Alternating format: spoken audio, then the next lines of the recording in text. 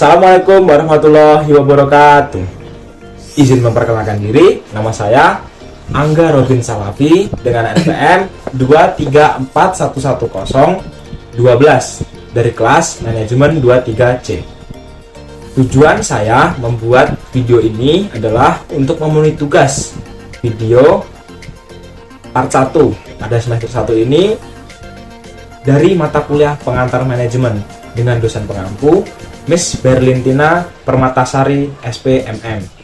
Dan di sini saya akan mempresentasikan materi tugas yang telah saya pilih, yaitu tentang pengantar manajemen dengan materi perencanaan manajemen atau planning. Dalam saya mempresentasikan dan menjelaskan tugas ini, saya akan membagikan tugas ini dalam 4 sub pembahasan, yaitu yang pertama pengertian dari perencanaan, yang kedua yaitu tujuan dan manfaat perencanaan, pada poin yang ketiga yaitu proses perencanaan, dan poin yang keempat yaitu kesimpulan dari semua penjelasan atau pemahaman yang telah saya paparkan pada presentasi tugas video kali ini. Lalu pada pokok pembahasan yang pertama yaitu pengertian daripada perencanaan. Dalam manajemen, fungsi perencanaan sangat jelas, yaitu sebagai penentu langkah selanjutnya. Perencanaan merupakan suatu kegiatan yang akan dilakukan di masa yang akan mendatang untuk mencapai suatu tujuan. Perencanaan mengandung unsur-unsur yaitu sebagai berikut. Yang pertama, sejumlah kegiatan yang telah ditentukan sebelumnya. Yang kedua, suatu proses. Yang ketiga, hasil yang akan dicapai. Yang keempat, menyangkut masa depan pada waktu tertentu. Kemudian pada pokok pembahasan yang kedua, yaitu tujuan dan manfaat perencanaan.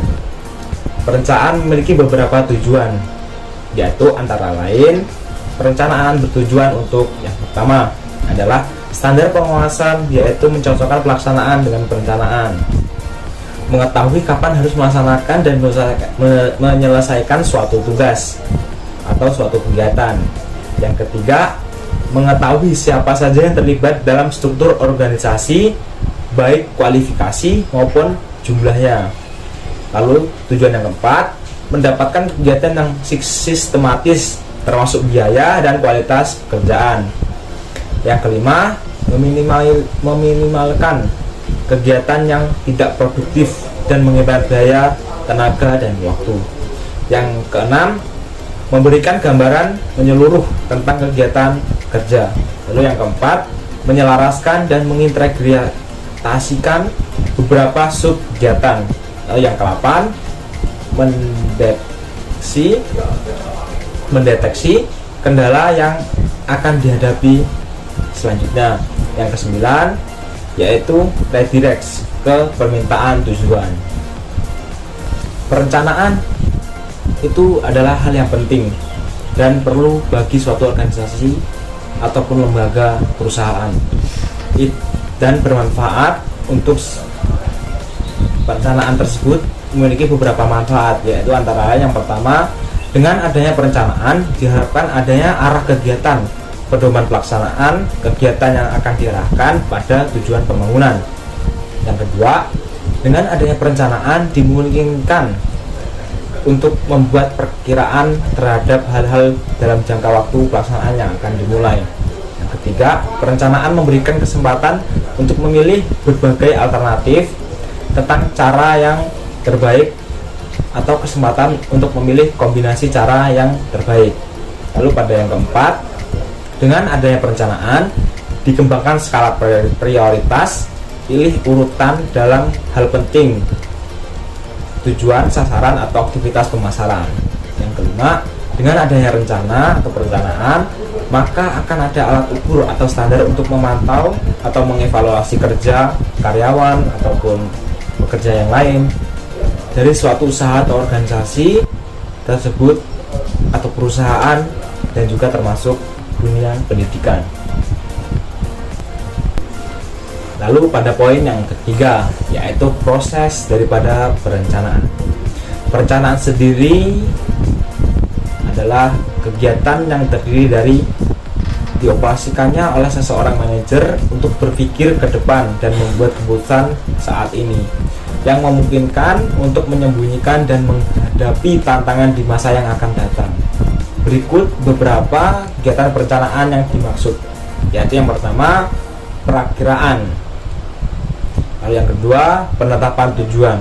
Yang ketiga adalah pemrograman. Dan yang keempat, penjadwalan. Lalu yang kelima, penganggaran. Yang keenam, pengembangan prosedur. Yang ketujuh, penetapan dan interpretasi kebijakan.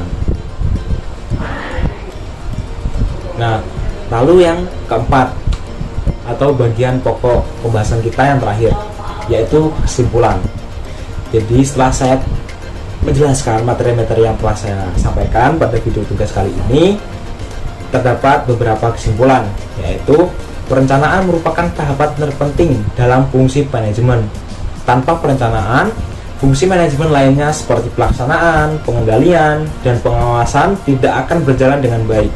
Sehingga dapat dikatakan perencanaan yang baik akan memungkinkan tercapainya suatu tujuan dari suatu kegiatan atau kegiatan yang direncanakan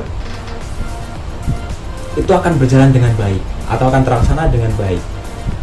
Lalu tujuan dan manfaat perencanaan itu sendiri pada dasarnya sebagai pedoman, arah, standar pengawasan, sarana koordinasi, pelaksanaan suatu kegiatan yang akan direncanakan. Jadi perencanaan di sini adalah sangat penting nih, ya teman-teman. Jadi dalam kita menentukan suatu kegiatan atau akan memulai suatu acara, harus ada yang namanya perencanaan. Karena tanpa ada perencanaan, maka suatu kegiatan ataupun sesuatu yang ingin dikembangkan tidak akan berjalan dengan baik dan sempurna. Baiklah rekan-rekan, mungkin hanya ini yang dapat saya sampaikan. Jika ada salah kata ataupun kata-kata saya yang kurang bagus, kurang sopan ataupun kurang berkenan di hati teman-teman sekalian, saya mohon maaf. Dan jika ada penjelasan atau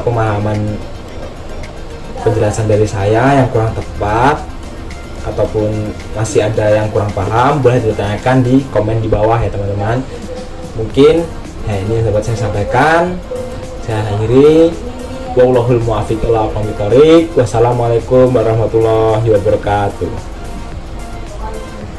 Dah.